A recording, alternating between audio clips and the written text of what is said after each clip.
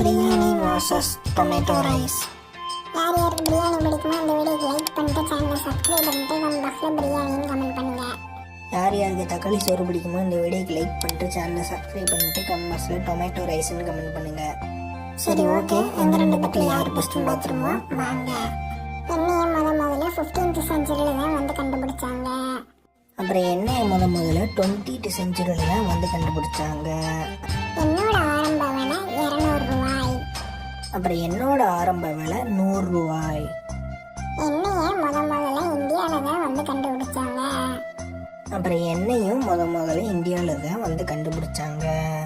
எண்ணெயை பாஸ்மதியில் தான் வந்து அதிகமாக செய்வாங்க. அப்புறம் எண்ணெயை சாதா அரிசியில் தான் வந்து பண்ணுவாங்க. சரி ஓகே, இந்த ரெண்டு பட்டில் யார் பெஸ்ட்டு கீழே கமெண்ட் பண்ணிட்டு அப்படியே நம்ம சேனலை மறக்காம வந்து சப்ஸ்கிரைப் பண்ணி வச்சுக்கோங்க ஃப்ரெண்ட்ஸ்.